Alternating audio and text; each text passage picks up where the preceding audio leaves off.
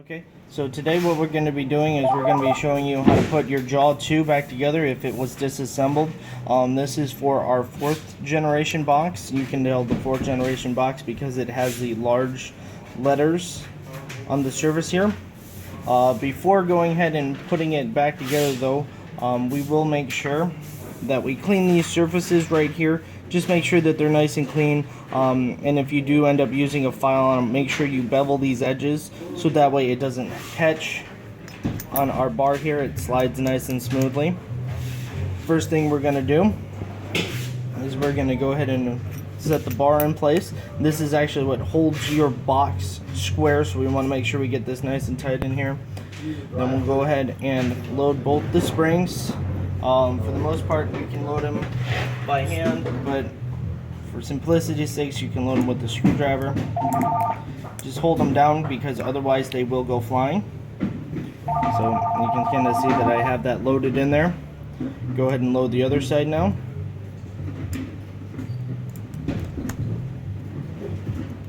Okay, and this one doesn't want to stay down.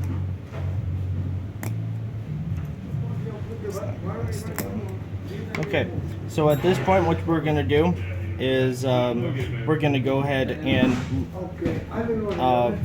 redo our jaw box. So the best way to do this is to find the letter A, and then we're going to find the letter A on our jaw box, and they will be opposite each other. So we have the letter A here, and then we'll have the letter A here. It's chopped off on the newer boxes, and that's why we've gone ahead with this. So once we have that oriented, we're going to go ahead and load our springs.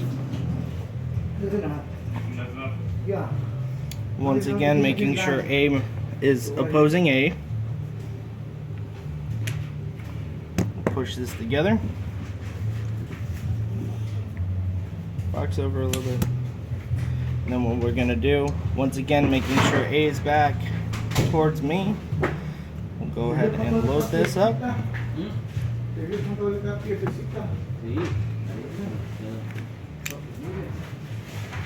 Making sure that we go all the way flat.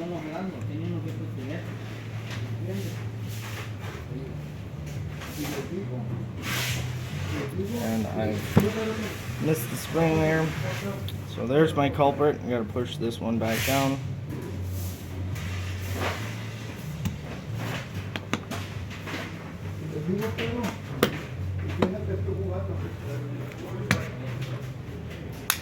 Okay, so we're flat, and you can check the edge here, and you can kind of see that all the way around we're flat. We'll come back, and if this has come apart, it goes washer, rail, and then washer again. We'll go ahead and feed this through, holding it down, and we gotta line up those washers if we get them off. Most of the time you can just spin it and push it together. Sometimes you'll have to reach in there if you don't have nails like I do. And make sure that's on there. Then you'll come back, place the screw on, go ahead and tighten it down.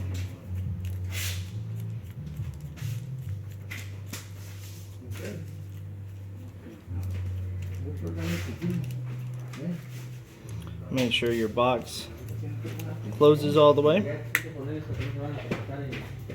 So we're flat on A, which once again, it says C, but it's actually the opposing side. So when our box is on our machine like this, the side that is selected where the key is going is actually A.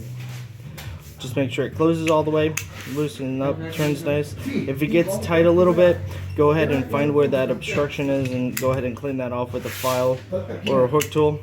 Just make sure it turns, that it closes, and you should be all set.